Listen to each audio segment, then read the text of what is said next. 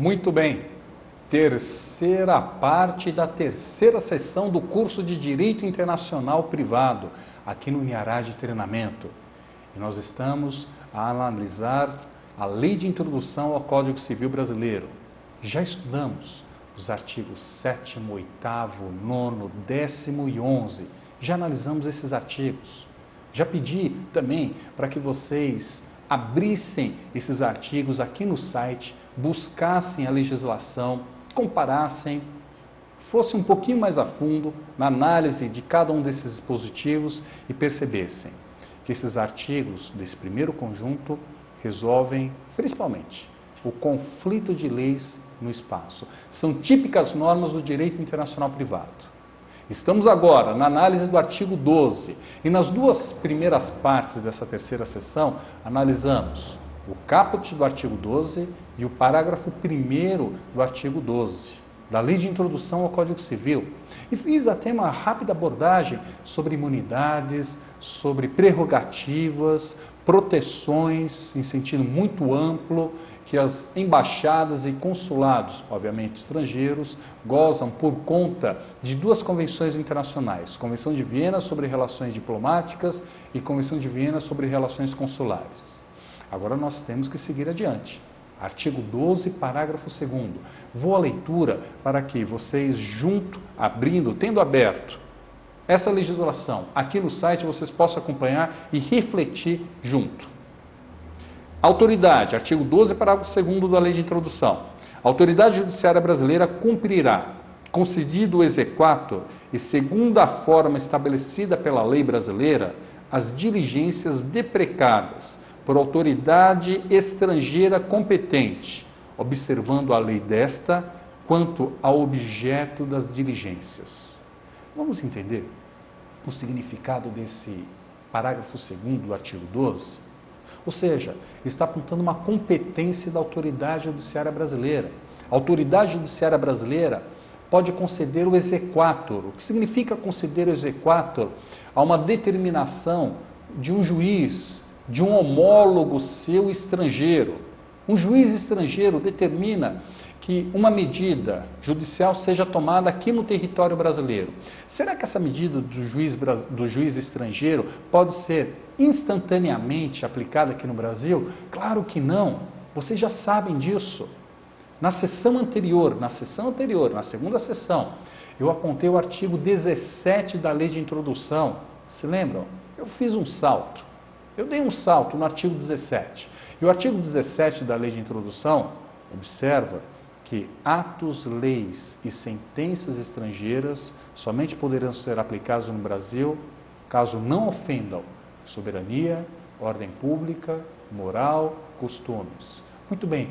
E como se dá a aferição dessa permissão que se pode aplicar atos, leis e sentenças estrangeiras no território nacional? Ora, mediante o exame de admissibilidade, mediante esse exame em que o juiz determina que tais atos de juiz estrangeiro, que o juiz brasileiro determina que tais atos de juiz estrangeiro, de uma autoridade estrangeira, possam ser cumpridos no Brasil. Ou seja, ele concede o exequatur.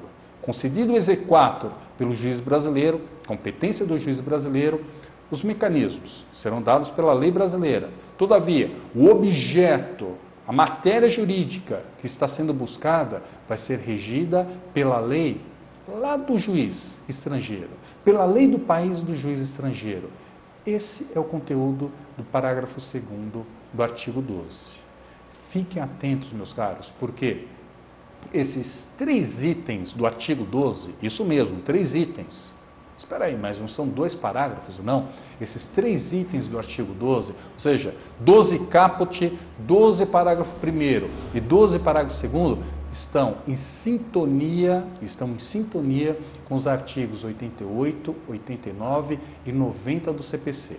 88 e 89 mais claramente, de maneira mais intensa, porque os artigos 88 e 89 tratam da competência internacional da autoridade judiciária brasileira, apontando competências absolutas e relativas. Exatamente, no mesmo conteúdo, na esteira do artigo 12, caput e parágrafo 1º e 2º. Agora, cabe uma observação. Do artigo 90 do CPC. Não estou me contradizendo, né? Eu não estou fazendo uma análise profunda do CPC, porque afinal de contas, na teoria geral do processo, quando vocês já estudaram essa matéria, eu tenho certeza que o professor, o Lente que trouxe essa matéria para vocês, observou que o artigo 90 do CPC, não estabelece a litispendência. Olha só que interessante. No artigo 90 do CPC, que eu trago aqui a colação, a leitura, para que fique muito claro para vocês o conteúdo. Artigo 90 do CPC.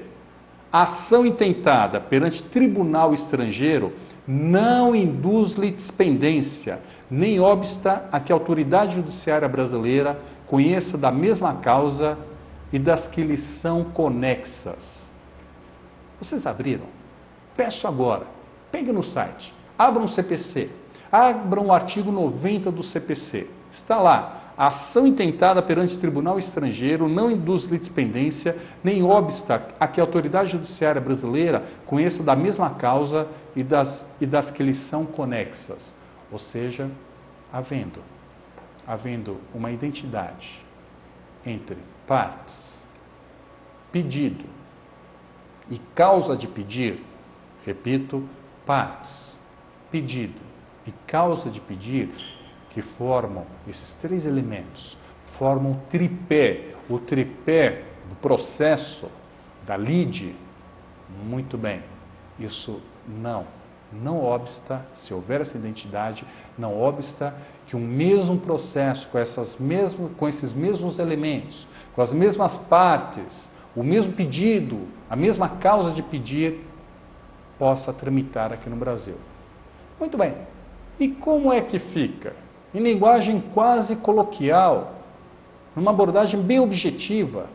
Ora, se existir um processo no estrangeiro, com as mesmas partes, com o mesmo pedido, com a mesma causa de pedir, e lá, de acordo com a lei do outro país, com a lei processual do outro país, a autoridade judiciária estrangeira também é competente, e, da mesma forma, brasileira, ou seja, nos casos de competência relativa, aqui de competência relativa da autoridade judiciária brasileira, relativa, porque se for absoluta, não cabe, em absoluto, não cabe de forma alguma.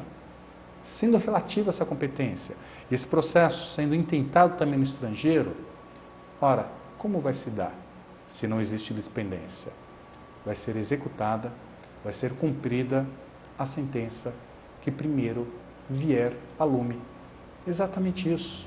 Suponhamos que a sentença estrangeira seja concedida primeiramente, e essa sentença precisa ser executada aqui no Brasil. Para ser executada aqui no Brasil, ela depende do exequatur, do cumpra-se, e antes disso da sua homologação da sentença estrangeira, que logo nós vamos ver no artigo 15 da Lei de Introdução, os requisitos para homologação da sentença estrangeira. Ora, com isso, a sentença estrangeira, caso venha a ser homologada, alcance eficácia no território brasileiro, ela vai ser cumprida e, com isso, o processo aqui no Brasil idêntico vai ser extinto por julgamento já do mérito. Notaram? E se a sentença brasileira sair primeiro? Se sair primeiro, ótimo. A estrangeira, ela não pode ser executada. Ficou claro essa observação do artigo 12 junto com o artigo 90? Tenho certeza que sim. Próxima sessão, continuamos os demais artigos da Lei de Introdução. Muito obrigado até aqui e até breve.